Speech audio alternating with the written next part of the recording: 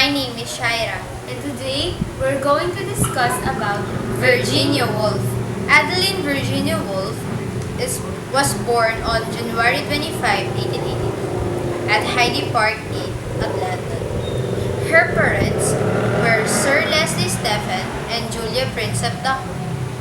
She is an English writer, one of the foremost modernists of the 20th century.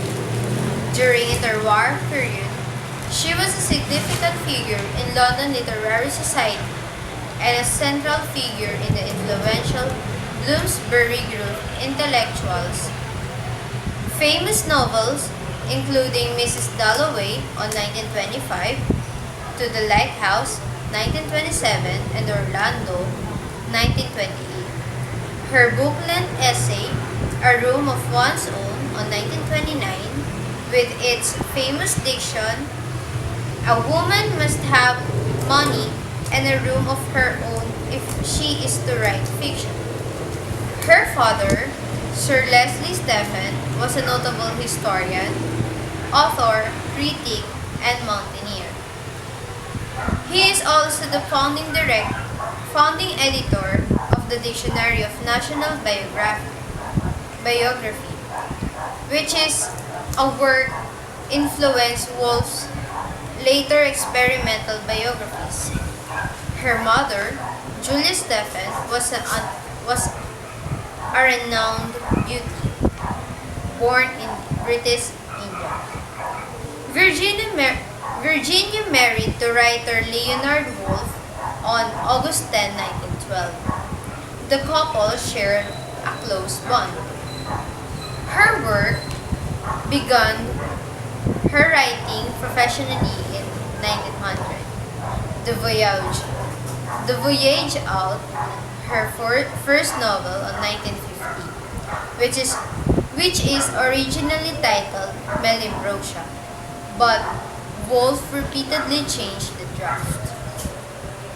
She is considered a major innovator in the English language. She experimented her works with stream of consciousness and the underlying psychological as emotional motives of characters. Her reputation declined sharply after World War II, but reestablished with the growth of feminist criticism in the 1970s. Woolf is arguably the major lyrical novelist in the English language. Her works are To the Lighthouse 1927, which is a set on 2 days 10 years apart. Orlando 1928, her latest novels. The Waves 1931 is her prose poem. Flush, a biography in 1933, which is a part fiction biography of the Cocker Spaniel owned by Victorian poet Elizabeth Barrett Browning. And last, The Between the Acts, 1941.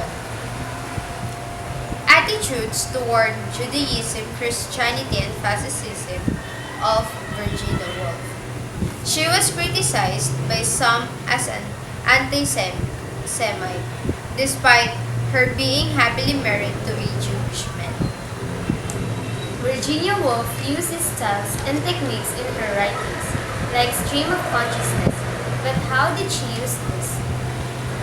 Instead of following a chronological and linear story, it tells the story not as it occurs to the narrator. It stems from a feeling that a writer is in the moment and that you are witness raw unfettered emotion. One of her novel, To the Lighthouse 1927, considered one of her writings that has this kind of style. We notice the passage of time through the narrator's emotion rather than simply using clocks or timepieces. Some of Virginia Woolf's works focus on feminist and lesbian themes. It is called feminism. In her works, such 1997, Woolf's best-known non-fiction works, A Room of One's Own, 1929, and 3 Guinness, 1938, examined the difficulties that female writers and intellectual faces because men holds disproportionate legal and economic power and future of women in education and society. In her death, he suffered under mental illness.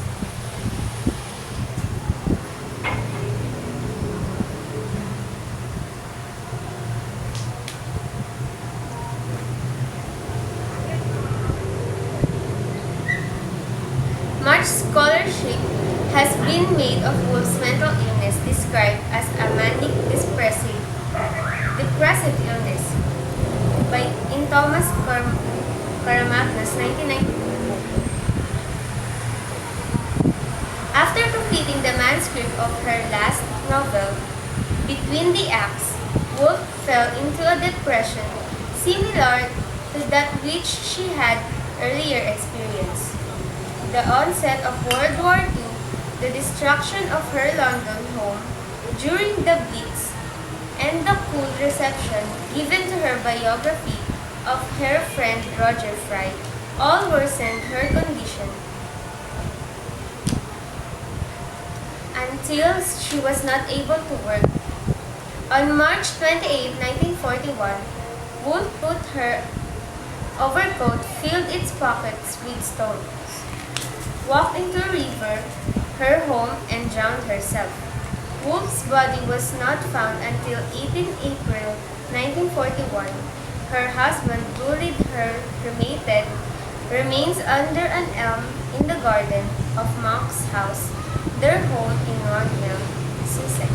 As additional to that, Woolf suffered from severe bouts of mental illness throughout her life, thought to have been the result of what is now termed bipolar disorder, and committed suicide by drowning in 1941 at the age of 9.